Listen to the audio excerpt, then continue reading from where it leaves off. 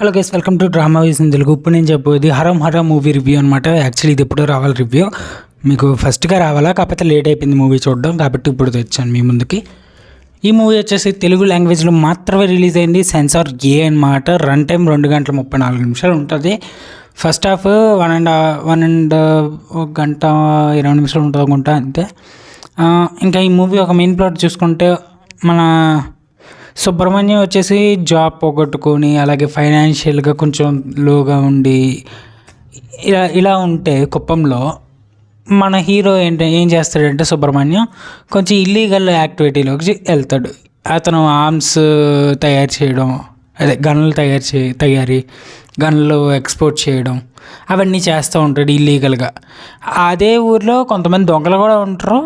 So ఈ దొంగలేంటి, మళ్ళీ ఈ మనోడు ఎందుకు ఇందులోకి వెళ్ళాడు అసలు, ఇవన్నీ మీరు ఈ మూవీలో చూస్తారు. హీరోయిన్ ఎవరు అండ్ హీరోయిన్ రోల్ నాకు అంత పెద్దగా అనిపించలేదు, అంటే చిన్నగానే ఉంది, ఏం పెద్ద వాడలేదు హీరోయిన్. అదే నా ప్రాబ్లం.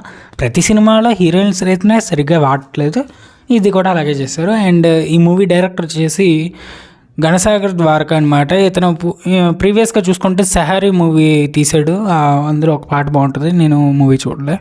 అండ్ డైరెక్షన్ బాగుంది. అండ్ మ్యూజిక్ వచ్చేసి చైతన్ భరద్వాజ్.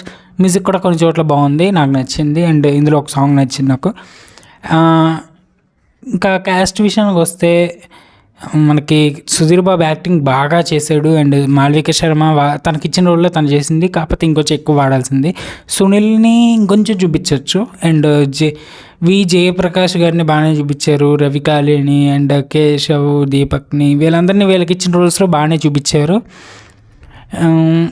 ఈ మూవీ వచ్చేసి యాక్షన్ డ్రామా పరంగా వచ్చింది. IMDb 9.1/10 ఇచ్చింది. ఫిలిం బీట్ వాళ్ళు 3 అయితే ఇచ్చారు 5కి.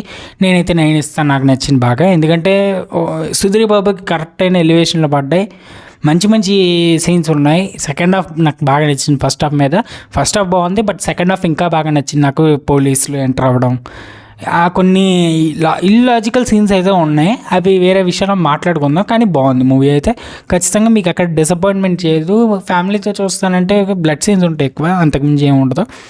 చూడాలనుకుంటే వీళ్ళు చూసేయండి, మీకైతే నచ్చుద్ది, నేనైతే నచ్చుద్ది అనుకుంటున్నా. OTTలోకి వచ్చాక మాట్లాడు. అండ్ అలాగే ఈ వీడియోకి అయితే అంతే. మన ఛానల్ ఫస్ట్ టైం చూసి సబ్స్క్రైబ్ చేసుకోండి. వీడియోని లైక్ చేయండి, షేర్ చేయండి, కామెంట్ చేయండి. మళ్ళీ కలుద్దాం. అంతవరకు గుడ్ బై.